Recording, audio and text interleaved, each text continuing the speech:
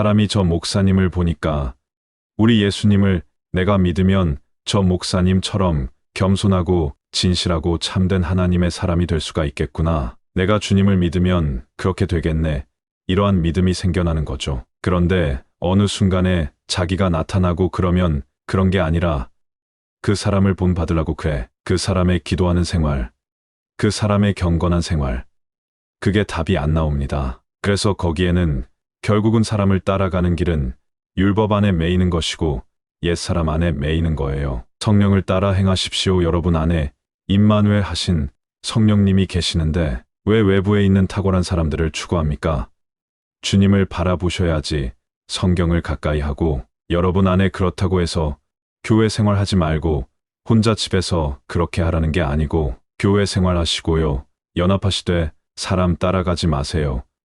그 목사님을 위해서 목사님 뒤 담화하지 말고 도리어 그 목사님의 어떤 약점이 드러나면 기도해 주셔야지. 우리 목사님을 하나님이 축복해 주시고 세워주셔서 정말 우리 주님의 몸된 교회를 정말 일으키는데 합당한 그런 주님의 종되게 하옵소서. 여러분 사람이라고 해서 사람인데 결점이 없어요. 약점이 없어요. 자기를 한번 과시해 보세요. 반드시 넘어져요. 그 사람은 반드시 넘어져요. 자기 입으로 자랑하면 안 되는 거예요. 절대 자기는 청렴하라 그런 사람이 청렴했는데 그 사람이 이성에 약할 수 있어요. 돈에는 약한데 이성과는 좀 떨어지지. 다 인간에게는 장단점이 있다니까. 그러니까 내가 저 사람과 비교해서 좀 나았다. 그래가지고 내가 괜찮다고 나은 것처럼 말할 수 있는 인간 아무도 없다니까. 다 그런 것은 상대적인 거예요. 상대적인 거. 우리들은 절대적인 기준 예수 그리스도, 여러분의 생명과 머리가 되신 그 주님이 여러분 안에 임마누엘 하신 거예요. 그걸 내다봐야지. 그래서 인간은 이런 것이고 결국 이러한 것이 뭐냐 하나님과의 관계를 끊어버리고 영적인 죽음을 초래합니다. 오늘날 성도들도 이러한 문제가 있는 거예요. 사실은 하나님과 관계가 잘 안 돼. 그리고는 어떻게 기도를 많이 하려고 성경을 읽어도 안 돼. 왜? 은혜의 보좌 앞에 안 가니까. 예수님을 자기의 생명과 머리로 취하면 하나님과의 관계가 회복이 되고 영적인 그런 생활을 할 수가 있게 되고 영적 생명이 움직이고 그래서 소망이 있고 감사가 넘치고 찬양하게 됩니다. 모든 염려를 다 맡기게 돼요. 진짜로 하나님께 맡겨야 돼요. 그런데 예수님의 은혜의 보좌 앞에 가지 아니하면 하나님과의 관계가 단절이 되는 거죠. 예수님과 관계가 안 됐는데 하나님과 관계가 안 되니까 마음이 무겁고 답답하고 슬프고 또 외롭고 슬프고 또 외로워. 하나님의 자녀들이 그럴 수 있다는 거예요. 왜? 육신을 따라가니까, 사람 따라가니까, 다른 것을 목표하니까.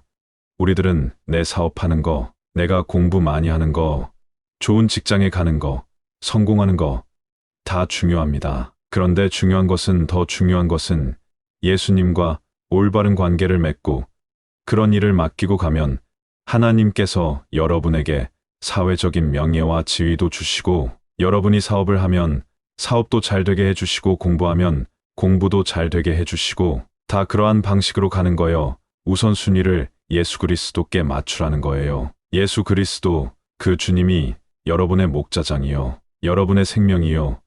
여러분의 구원입니다. 여러분 안에 성령님께서 임마누엘 하신 거예요. 그 성령님을 제껴버리고 내 어떠한 것을 늘 앞장세워 그런 건 좋지 않은 거예요.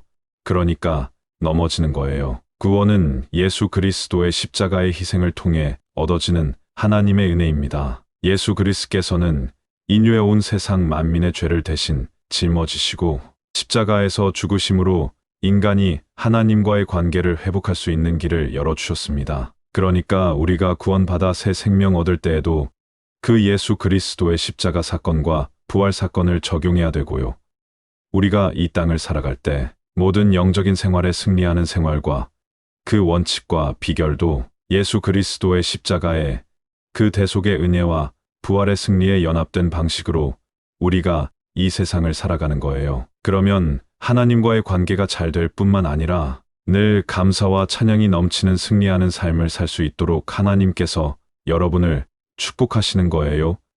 하나님께서 여러분을 일으키시는 거예요. 죄를 인정하고 회개하며 예수 그리스도를 믿는 자는 누구든지 구원을 얻을 수 있습니다. 이방인이나 유대인이나 남자나 여자나 종이나 자유인이나 어떤 사람도 내가 죄인입니다. 내 죄를 담당하시고 십자가 위에서 내 죄값을 지불하신 우리 구주 예수님, 사랑하는 우리 예수님, 영광 중에 계신 우리 예수님, 승리하신 우리 예수님, 내가 그 주님을 나의 주님으로, 나의 하나님으로 영접합니다. 믿습니다. 이렇게 하게 되면 우리 하나님은 즉시 그 사람에게 영원한 생명을 주시고 구원을 받게 되죠.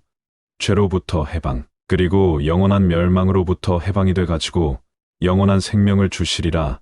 이렇게 영원한 생명, 그리고 성령 하나님이 그 사람의 죽었던 영을 살리시고 그 영 안에 하나님의 아들의 생명을 주시는 거예요. 그래서 하나님을 아바 아버지라고 부르기 시작하는 거예요. 놀라운 일이 이루어지는 거예요. 그래서 구원은 단순히 죄로부터 해방뿐만 아니라 영생과 영원한 생명과 하나님과의 친밀한 관계, 그리고 성령의 역사를 통해 변화된 삶을 말씀하는 것입니다. 구원이라고 하는 것은 그러니까 내가 미래의 구원만이 아니라 오늘 내가 구원받은 자로 하나님과의 관계가 잘 돼 하나님, 아버지 감사합니다 들어가며 나가며 꼴을 얻는데 나갈 때도 우리 예수님 감사합니다. 오 예수님 오늘도 나와 함께 해주시고 인도해 주시니 감사합니다. 내가 오늘 직장 생활을 오늘도 주님과 함께 잘했습니다. 또 집에 들어올 때도 우리 예수님 감사합니다. 이렇게 그 하나님과 친밀한 관계를 가지고 이 세상을 살아가는 거요. 감사함으로 늘 주님을 시인하고 인정하는 거요.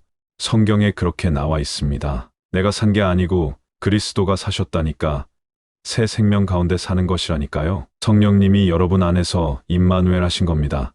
여러분의 일을 해주세요. 여러분에게 주도권을 주신 게 아니라 그 성령님은 이제 여러분의 왕으로 주인으로 주님으로 오십니다. 우리 예수님은 섬기러 오셔서 우리 근본적인 문제를 다 해결해 주셨는데 그 사랑과 은혜를 우리가 받아들이고 나니까 그 성령 하나님이 믿는 자 안에 오셨는데 그 성령님은 우리를 섬기려고 오신 분이 아니라 우리의 주님으로 우리를 다스리고 우리를 통제하고 우리를 인도하시려고 하는데 그 성령 하나님은 강제하시지 않고 예수 그리스도의 은혜를 우리가 시인하고 인정하고 그 주님을 믿고 의지하면 성령님이 그 사람을 대단한 사람으로 일으키시는 거요. 그냥 부드러운 사람이 될 뿐만 아니라 강한 사람이 되게 하고 여유 있는 사람이 되게 하고 많은 문제를 해결하는 해결자가 되게 하고 평화의 사람이 되게 하고 그렇게 그 사람을 일으키시는 거예요. 예수님을 그 사람이 시인하고 인정하니까 그렇게 하나님이 일하시는 거예요. 그래서 성령의 역사를 통해 변화된 삶이 나오는 거요. 성령님의 역사를 통해서 읽어보겠습니다. 죄와 구원은 기독교 신앙의 핵심 개념입니다. 왜냐하면 죄는 인간의 근본적인 문제이며 구원은 이 문제에 대한 유일한 해결책이기 때문입니다. 이 개인의 문제뿐만 아니라 우리 개인의 문제는 물론이고 우리 가정의 문제, 우리 사회의 문제, 우리나라 보수와 진보, 영남과 호남, 남과 북, 우리나라는 왜 이렇게 경제 발전을 가지고 왔지만 이렇게 분열이 심하나 우리 민족의 역사를 보면 알 수 있습니다. 원래 고구려, 백제, 신라 이렇게 있었는데 이거를 고려가 통일을 했지 않습니까?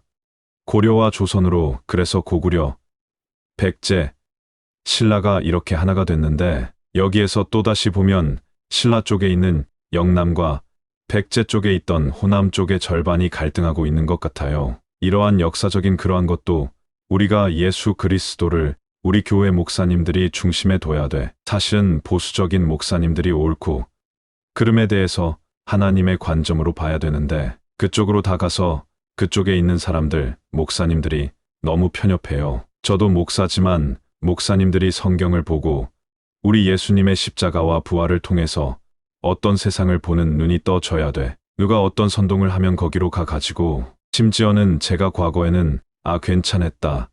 그런 목사님들도 다 완전히 꼴 보수가 되더라고. 이상하더라고요. 좀 열려서 봐야 하잖아요. 그리고 갈등을 부추기는 게 아니라 하나 되는 통합하는 쪽으로 가야 되잖아요. 대통령도 사실은 이런 선거가 끝나면 이제 진보냐 보수냐, 영남이냐 호남이냐 이렇게 분열됐으면 서로 화합하게 되고 상처를 치유하게 되고 이렇게 하는 거예요. 정치라고 하는 것은 통합하는 거예요. 그런데 정치인들이 통합을 하는 게 아니라 더 부추겨 더 갈등을 부추기고 남자와 여자 또 남녀 간의 갈등을 더 부추겨 그걸 이용해가지고 표를 먹으려고 그래가지고 지금 우리 한국 사회는 알다시피 자녀 출산율이 0.7%인가 세계에서 가장 낮은 출산율. 이 나라가 앞으로 이런 구조로 가면 망하는데 사라지는 거죠. 이제는 그리고 지금 알다시피 지방 소멸이 너무 심각한데 관심이 없어요. 문제의식을 갖지를 못해요. 누가?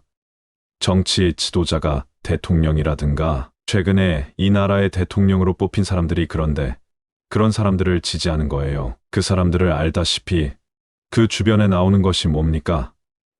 무당, 점치는 거, 심지어는 청와대를 용산으로 옮긴 것도 어떤 점술가들, 역술가들의 어떤 그런 도움을 나온설에 의하면 받았다고 그러잖아요. 그러니까 우리는 하나님의 말씀으로 봐야 되는데 너무 편협하게 잘못된 길로 가는 거예요. 지금 그런데 하나님의 말씀만이 이러한 문제를 해결한다는 거예요. 하나님이 예수 그리스도를 중심에 두면 해결이 된다는 거예요. 진짜로 예수 그리스도를 중심에 안 두고 성경 구절을 붙잡고 예수님을 중심에 두지 않고 성경을 한 구절 붙잡고 그 씨름하는 거예요. 그리고는 정죄하고 판단하고 예수 그리스도를 중심에 둬야 되는 거예요. 신학을 하신 분들은 좀 눈이 떠져야 돼. 성경 한 구절 붙잡고 할 게 아니고 이 성경이 너희가 성경에 대해서 영생을 얻는 줄 알고 성경 상고하고 연구하는데 이 성경이 내게 대해서 증거한 것이라고 그랬어요. 그 성경은 어떤 성경이에요? 구약 성경입니다. 구약 성경. 지금 우리는 신약 성경을 가지고 있는데 이 성경은 예수 그리스도를 증거하는 거예요.